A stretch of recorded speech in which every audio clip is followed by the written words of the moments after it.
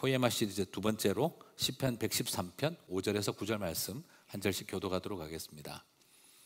여호와 우리 하나님과 같은 이가 누구리요? 높은 곳에 앉으셨으나 스스로 낮추사 천지를 살피시고 가난한 자를 먼지더미에서 일으키시며 궁핍한 자를 거름더미에서 들어세워 지도자들 곧 그의 백성의 지도자들과 함께 세우시며 같이 읽겠습니다. 또 임신하지 못하던 여자를 집에 살게 하사 자녀들을 즐겁게 하는 어머니가 되게 하시는도다. 할렐루야. 아멘. 자, 오늘 저는 여러분과 함께 포에마 두 번째 시리즈로 먼지더미에서 일으키시는 하나님이라는 제목으로 말씀을 같이 나누고자 합니다. 자, 지난주 이제 내가 하나님의 걸작품이라고 하는 이제 주제로 우리가 메시지를 지난주 처음 들었습니다.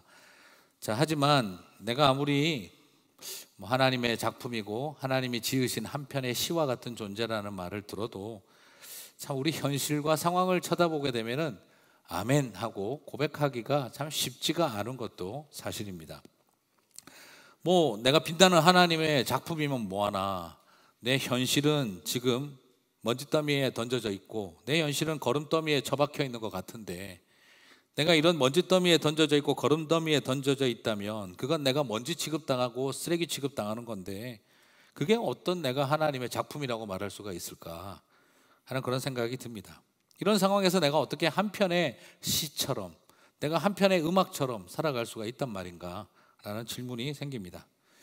정말 빚더미에 던져져 있고 또 빌더미 위에 던져져 있고 그렇게 살고 있으면 내가 하나님의 걸작품입니다, 여러분은 하나님이 지으신 한 편의 시입니다, 그런 이야기 들으면 놀리는 것처럼 여겨지기도 합니다.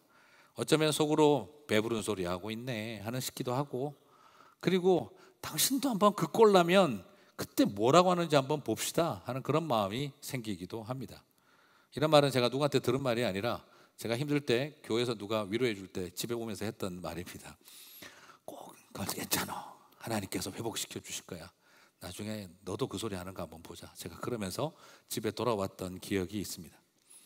자, 7절의 먼지더미는 티끌로서 물기라고는 전혀 하나도 없고 영양분이나 이런 상태도 전혀 가능성을 존재하지 않는 상태를 말합니다.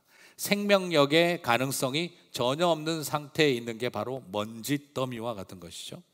그리고 7절에 나오는 이 거름더미라고 하는 것은 느낌이 그래도 뭔가 이게 영양분이 있고 생명력이 있는 것처럼 여겨지지만, 그러나 사실은 이게 히브리어적인 의미에서는 그냥 쓰레기더미라는 말과 같은 말입니다.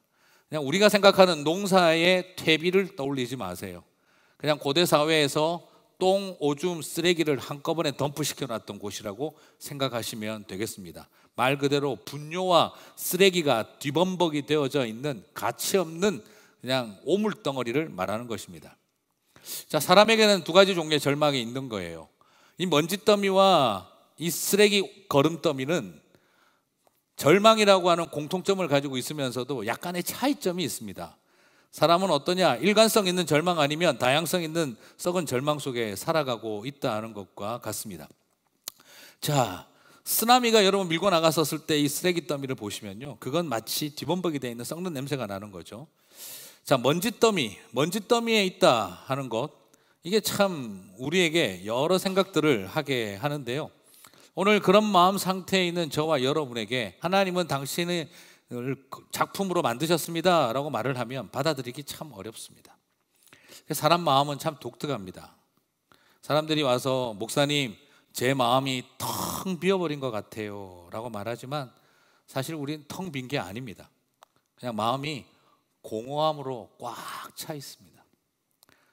사람들은 와서 내 마음에 목사님 아무것도 남아있는 것 같지가 않아요 그렇게 말을 하지만, 놀랍게도 우리의 마음속에는 그 nothing이 everything이 되어 있는 것을 발견할 수가 있습니다. 먼지더미, 거름 쓰레기 더미 위에 앉아 있을수록 사람 마음은 비워지는 게 아니라 공허함으로 가득 차고, 그리고 사람의 마음은 내 마음에 nothing이, 내 마음에 아무것도 없다라고 말하지만 그 nothing이 내 마음에 everything이 되어버리는 것을 우리는 발견하게 됩니다. 그래서 사람은 참 힘듭니다. 먼지더미와 거름더미를 보면서 그래서 여러분에게 한번 조심스럽게 물어보고 싶습니다. 여러분은 지금 어떤 더미 위에 있으십니까? 먼지더미와 쓰레기 더미는 절망적인 상황이라는 공통점을 갖고 있으면서도 약간 차이점이 있습니다. 자, 먼지더미는 어떠냐 그러면 오직 한 가지 종류로만 구성되어 있는 상당한 일관성을 가지고 있습니다. 먼지더미는 그냥 먼지밖에 없어요. 그런데 거기서 아무런 가치 없고 희망이 없는 절망이 있는 거죠. 거름 쓰레기 더미는 또 어떠냐? 이거는 먼지더미와 달리 많은 것들로 구성되어 있는 다양성이 있습니다. 그러나 역시 아무런 가치가 없고 절망적입니다. 사람에게는 이 두 가지 종류의 절망이 있습니다. 일관성이 있는 절망, 아니면 매우 다양한 절망이 존재하고 있습니다. 또 먼지더미에는 어떤 특징이 있습니까? 썩지도 않고 냄새도 나지 않습니다. 먼지밖에 없으니까 거기는 썩을 것도 없고 냄새도 나지 않아요. 그런데 거기에는 생명력이 없어서 절망적입니다. 거름 쓰레기 더미는 어떻습니까? 거기에는 생명력이 있긴 있어요. 문제는 세균과 박테리아의 생명력만 초강력이라는 거죠. 그래서 어떻습니까? 썩고 부패하고 악취를 풍기며 독성이 가득합니다. 그래서 희망이 없고 절망적입니다. 사람은 냄새 없는 절망 아니면 악취 진동하는 절망 속에 살아가기도 하고, 사람은 썩지 않는 절망 아니면 부패로 가득한 절망 속에 던져져서 살아가게 되기도 합니다. 큐티 나눔하다가 예전에 물어봤어요. 오늘 이 본문을 보면서 먼지더미하고 이 거름 쓰레기 더미 뭐 같으냐고 물어보니까 자매님이 아주 재미나게 대답을 했어요. 먼지더미를 보니까요, 목사님, 썩지 않고 냄새 안 나고 일관성은 있는데 가능성이 전혀 안 보이는 남편 같아요. 그리고 거름 쓰레기 더미는 보니까 정말 다양한 방향으로 냄새나고 다양한 방향으로 썩어 있는 우리 직장 상사 같아요. 제가 지금 먼지더미하고 거름더미 위에 앉아있는 기분입니다. 그렇게 이야기를 하더라고요. 참 그 말이 저한테는 굉장히 좀 충격적이기도 했고, 우리 와이프는 나보고 뭐라고 할까 이 생각이 들기도 했어요. 먼지더미를 보니까 썩지도 않고 냄새도 안 나고 그리고 일관성도 있고, 그런데 가능성이 안 보이는 내 남편 같고, 또 이 정말 다양한 방향으로 냄새나고 다양한 방법으로 썩어 있는 이 직장 상사가 우리 썩은 거름 쓰레기 더미 같다고 그렇게 이야기를 하더라고요. 어쩌면 살아가면서 우리가 만나는 인생의 더미가 바로 그런 것들이 아닐까 싶습니다. 여러분은 지금 어떤 더미 위에 앉아 있으십니까? 욕더미, 조롱더미, 오해더미, 그리고 내 마음에 있는 불안더미, 염려더미, 근심더미, 원망더미, 그리고 내 안에 가득한 질병더미, 욕망더미, 수치더미, 분노더미, 열등감 더미, 이런 더미들 위에 앉아서 행여나 우리 자신도 지금 쩔어 있는 것은 아닐까, 그런 생각을 하게 됩니다. 여러분 지금 어떤 더미 위에 앉아 있으십니까? 이런 더미 위에서 우리는 굉장히 분노하게 되고, 분노만 하는 게 아니라 절망하게 됩니다. 절망하는 사람들이 분노하고, 분노하는 사람들이 절망하게 되어줍니다. 마음속에 분노와 절망이 밀려오다 보면 울부짖고 소리치게 되어집니다. 분노하고 절망하다 보면 깊은 우울의 늪 속으로 들어갑니다. 그리고 분노하고 절망하다 보면 왜 내가 그때 그랬을까, 자기 자신을 향해서 정죄하고 탄식하며 스스로를 미워합니다. 분노하고 절망하다 보면 문을 걸어 잠그기 시작하고, 분노하고 절망하다 보면 입술을 걸어 잠그기 시작하고, 분노하고 절망하다 보면 마음을 걸어 잠그어 버리는 우리의 모습을 발견하게 됩니다. 이런 더미 위에 퍼질러 앉아 있는데 과연 내가 하나님의 포이에마, 하나님의 걸작품이라고, 하나님이 지으신 한 편의 시라고 내가 말할 수 있을까? 오늘 우리의 마음속에 그런 두려움과 절망이 밀려옵니다.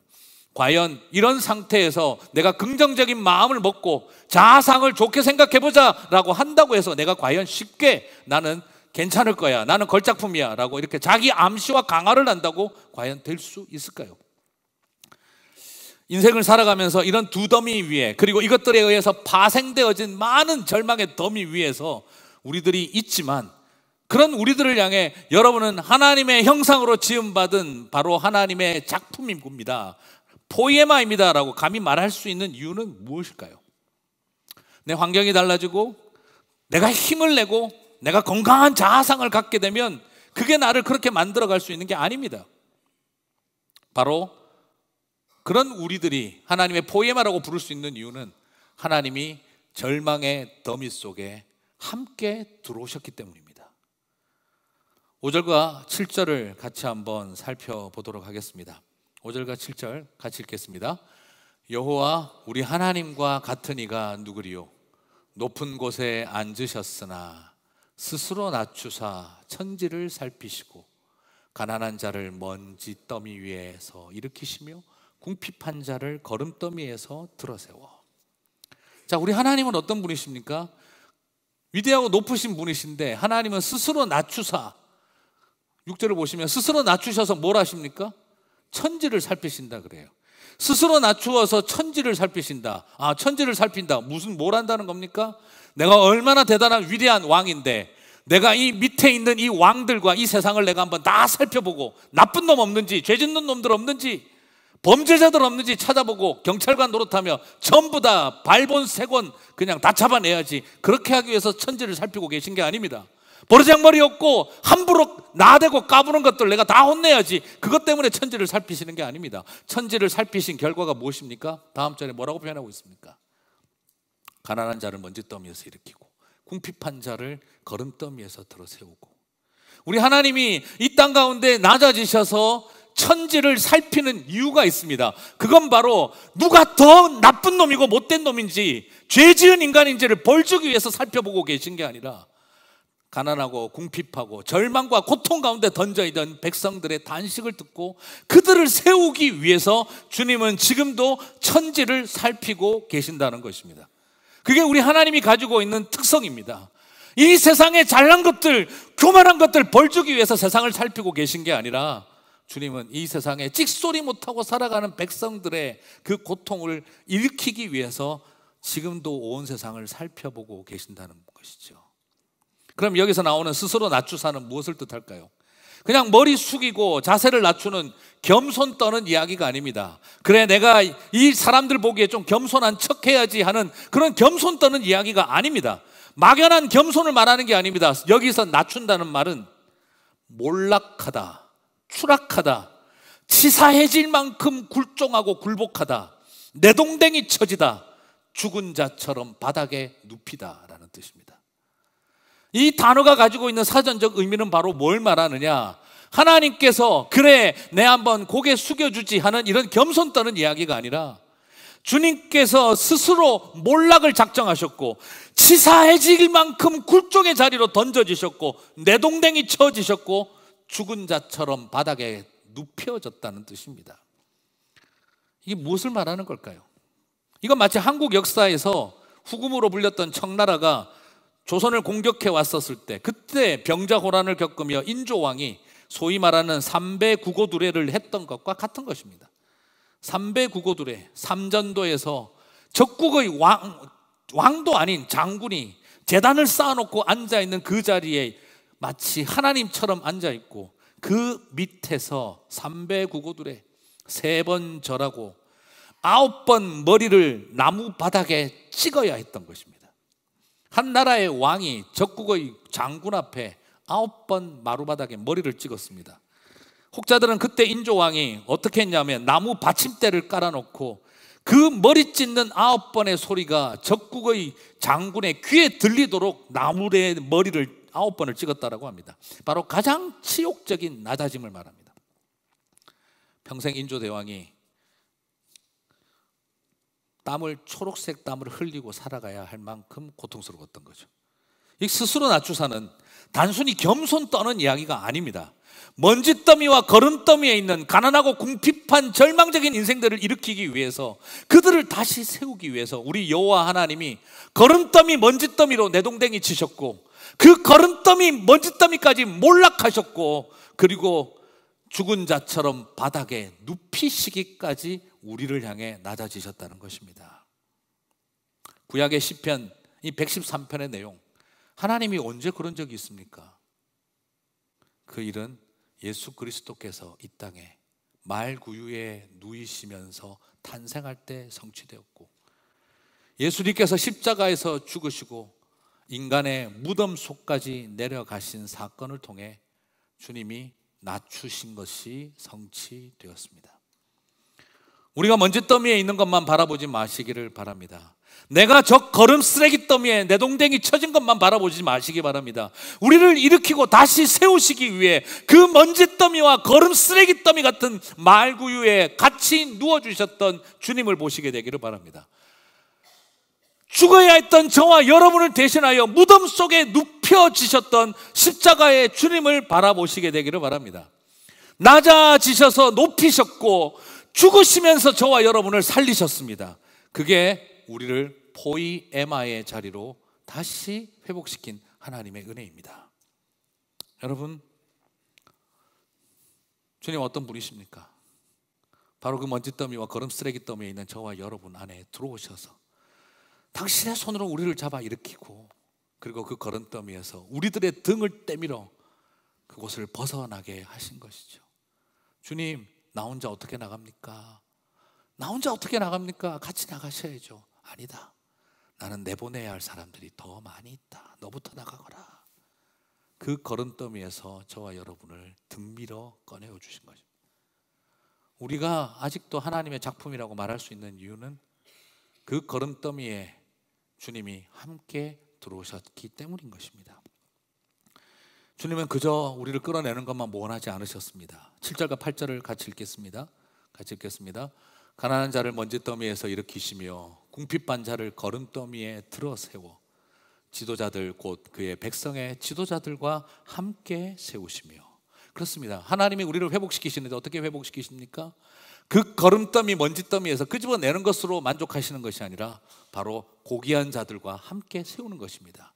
하나님의 형상의 회복은 저와 여러분을 노예 같은 수준에서 평민되게 하는 것이 아니라 노예 같은 수준에서 왕 같은 제사장의 자리로 이끌어 가시는 것이 하나님의 포이에마의 회복입니다. 여러분은 우리가 거지 같은 인생으로 살아가고 있을 때 그냥 평민 만드는 게 목적이 아니라 주님은 노예 같은 우리 인생을 왕 같은 제사장이 되게 하는 것, 그게 우리 주님의 회복인 줄 믿습니다. 그 회복이 저와 여러분 가운데 역사하시게 될 줄 믿습니다. 너무 힘들어서 죽어버리고 싶을 때, 다 때려치우고 싶을 때, 그때 꼭 기억하시기를 바랍니다. 날 대신하여 주님이 그 절망의 더미에서 죽고 싶은 내 심정 대신 죽어버리셨다는 것입니다. 우리를 일으키고 들어 세우기 위해 주님께서는 저와 여러분을 세우기 위해 그 더미에 추락하셨다는 것입니다. 저와 여러분을 걸작품으로 회복하기 위해 예수님이 불량품이 되어주시기를 결단하셨다는 것입니다. 우리를 하나님의 형상으로 회복하기 위해 하나님은 자기를 종의 형상, 사람의 형상으로 입는 것을 부끄러워하지 아니하셨다는 것입니다. 소망은 환경의 변화와 나 자신의 긍정적 사고에 달려있는 게 아니라 예수 그리스도의 낮아지심, 거기에 소망이 있는 줄 믿습니다. 저와 여러분이 하나님의 형상을 회복하기 위해 종의 형상을 입으신 그분을 찬양합니다. 저와 여러분을 걸작품으로 회복하기 위해 스스로 불량품이 되신, 저와 여러분을 일으키기 위해 그 더미에 추락하신 예수 그리스도의 사랑을 찬양하는 저와 여러분이 되시기를 바랍니다. 오늘 읽은 시편 113편은요, Praise the Lord, Praise the Lord, 할렐루야, 할렐루야, 주님을 찬양하라, 주님을 찬양하라. 바로 주님을 찬양하라는 것으로 시작해서 주님을 찬양하라는 것으로 끝을 맺습니다. 한글 번역으로는 할렐루야로 시작해서 할렐루야로 마칩니다. 할렐루야로 시작하고 할렐루야로 마치는 찬양, 주님을 찬양하라로 시작해서 주님을 찬양하라로 마치는 이 113편, 뭐가 그렇게 찬양거리가 될까요? 1절에서 4절은 하나님의 위대하심과 전능하심과 그리고 크심에 대해서 노래하고 있습니다. 그렇죠. 그건 당연히 찬양할 이유가 되겠죠. 전능하신 하나님을 찬양하라. 해 돋는 데부터 해 지는 데까지 모든 나라보다 높으신 이를 찬양하라. 하늘보다 높으신 이를 찬양하라. 할렐루야. 그게 1절에서 4절의 이야기입니다. 그런데 마지막 9절에서는 좀 다른 색깔이 나타납니다. 5절에서는 재미난 표현이 나옵니다. 여호와 우리 하나님 같은 이가 누구요? 여러분, 우리가 보통 생각할 때 누가 주와 같으리, 우리 여호와 하나님 같은 이가 누구리요? 주로 어떤 때 쓸까요? 대단하십니다. 되게 세겠죠. 가장 높으신 분, 가장 위대하신 분, 가장 영광스러운 분, 누가 주와 같겠느냐? 이 세상의 신들이, 이 세상의 종교보다 누가 주와 같겠느냐? 그런데 오늘 시편 기자는 전혀 그런 뜻으로 쓰고 있지 않습니다. 누가 주와 같으리요? 그 높으신 이가 자기를 몰락하고 추락시키셔서 더미에 있는 백성들을 살피시고 일으키신다. 무슨 말입니까? 세상에 이런 하나님 보셨습니까? 하는 의도는 이렇게 위대한 분 보셨습니까가 아니라 이렇게 낮아지신 하나님 보신 적 있으십니까? 라는 도전입니다. 1절에서 시작하는 할렐루야는 그분의 위대하심과 높으심 때문에 할렐루야 찬양이 터져 나왔지만, 마지막 주님을 찬양하라는 낮아지시고 죽기까지 바닥에 엎드려 주신 주님을 찬양하고 있습니다. 사랑하는 성도 여러분, 누가 주와 같겠습니까? 이 세상에서 가장 위대한 분이기 때문에 할렐루야 찬양을 터뜨리는 것이 아니라 온 세상 만물을 지으신 그 하나님이 천지를 살피셔서 나 같은 가난한 자와 궁핍한 자를 먼지더미, 거름 쓰레기 더미에서 일으키기 위하여 내 안에 낮아지신 하나님, 이런 하나님을 본 적이 있습니까? 할렐루야가 나와야 되는 것입니다. 바로 1절에서 시작되어지는 할렐루야도 너무나 좋지만 9절에서 그 고백되어지는 할렐루야는 어쩌면 우리의 가슴을 더 울컥하게 하는지 모르겠습니다. 이 세상과 차원이 다른 수준 높은 하나님 너무 좋아만 하지 마십시오.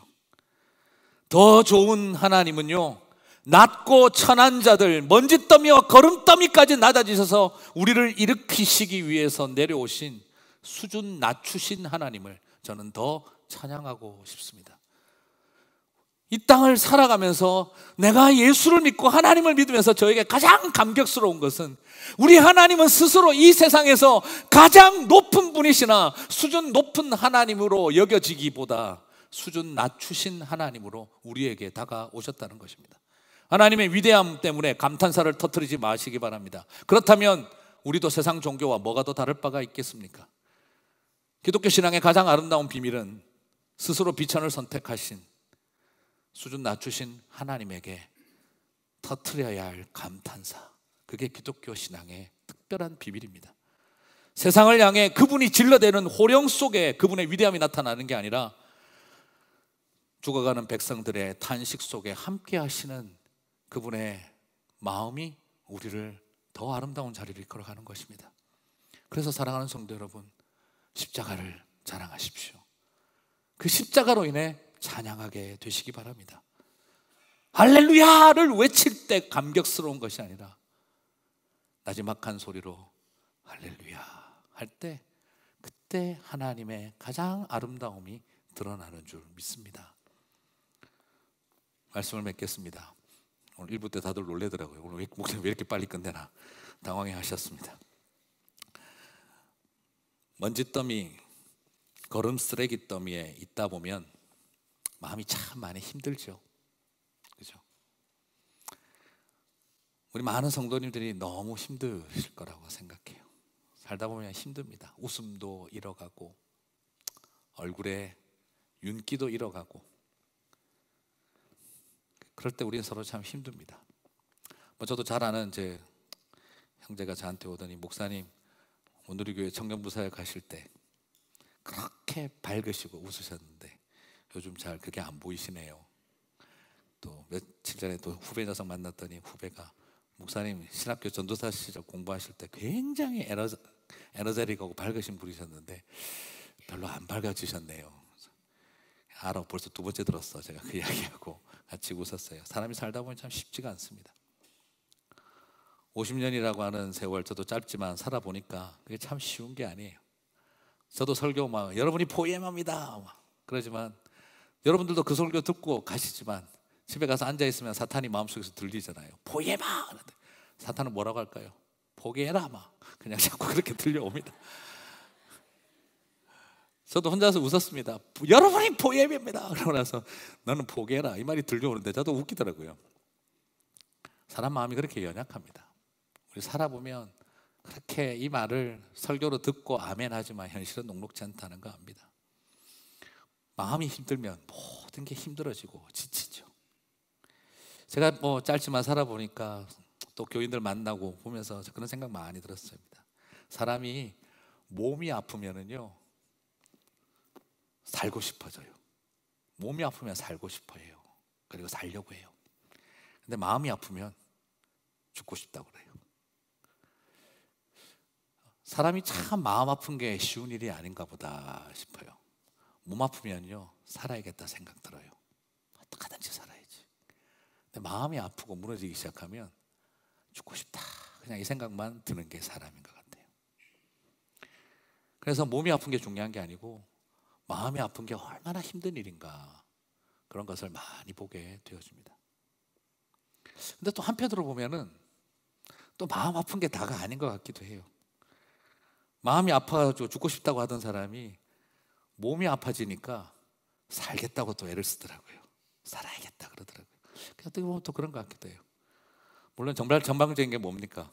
몸도 아프고 마음도 아프면 정말 답이 안 나오는 상태가 되는 것일 수도 있겠죠. 그런데 제가 놀라는 거는 뭐냐 그러면 너무 힘들어서 죽고 싶다 하다가도 그래도 보면 다 참고 살아가더라는 거죠. 그래도 사람은 힘들어도 살아내야지 하고 살아가더라는 거죠. 세월에 시들어가고 상해가는 얼굴 보기 싫어서 그냥 거울도 별로 쳐다보고 싶지도 않지만 그래도 다시 거울 쳐다보고 마음 다 잡아먹고 살아가는 모습을 보면 우리 하나님 참 고마워하고 기특해 하시리라 생각해 봅니다. 거울에 보이는 내 모습이 포이에마가 아니고 하나님의 눈에 비친 내 모습이 포이에마일 거라고 믿습니다. 예수님의 십자가에 비친 내 모습이 바로 포이에마입니다.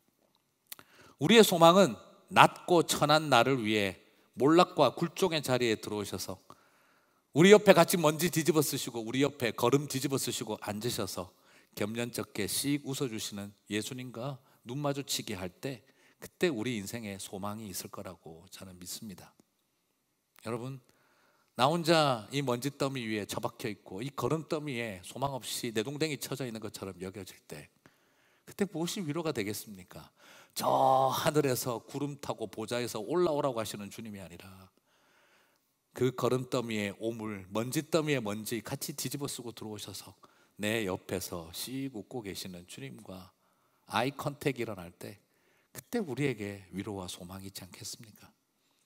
그러면서 그런 우리들을 향해서 손 내밀어 끄집어 올려주시고 그런 우리를 향해 등 떠밀면서 나가라, 여기서 나가야지, 내 어깨 밟고 내 머리 밟고 나가라, 그리고 그 구렁텅이에서 우리를 밀어내어 주시는 그분이 우리에게 영원한 위로가 아닐까 싶습니다. 그러면서 살아가는 우리 모습 귀하게 봐주시리라고 생각합니다. 지난 주일에도 나눴던 그 이름 별로 안 알려진 90세 노인 할아버지 이생진 할아버지 시 하나 또 소개하고 싶습니다. 포에마 시리즈가 힘듭니다. 보던 시도 읽어야 되고 좀 찾아야 되고 힘들어요. 실망했던 세상이라는 시인데 참 저한테 이게 너무 긴데 좀 줄였어요. 제가 그냥 같이 한번 읽어보겠습니다. 누구나 한 번쯤은 실망했던 세상, 그래도 달래가며 살아가는 것은 기특하다. 살아가기 막막한 때가 있겠지만 월부를 꼬박꼬박 치르며 끝까지 살아가는 것을 보면 사람은 기특하다. 생활이 하도 쓸쓸해서 시간을 피해 나와 서성거리다가도 다시 그 생활로 되돌아가는 것을 보면 기특하다.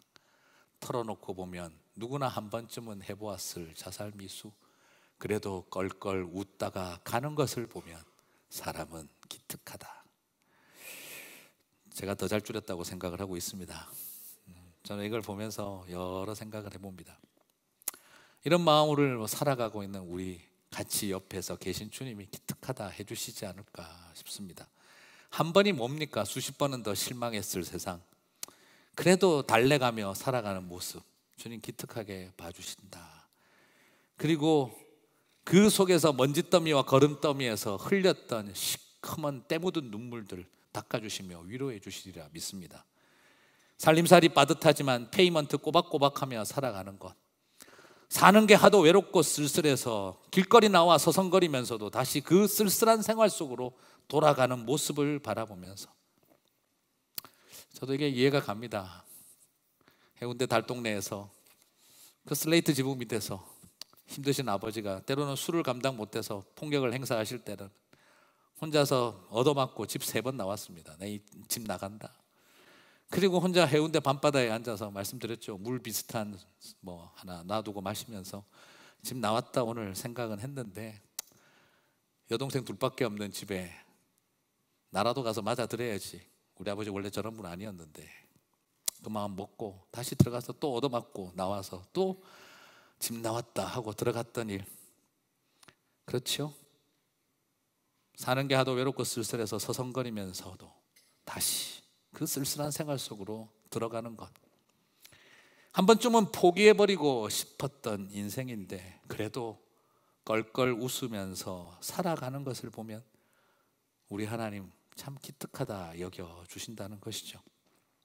마음이 힘들든 몸이 힘들든 내 인생 먼지 더미든 쓰레기 더미든 힘든 몸과 마음과 인생의 더미들 속에 들어와 마음과 육신의 가난함과 궁핍함에서 우리를 일으키시는 예수님의 손을 외면하지 말고 붙잡게 되시기를 바랍니다.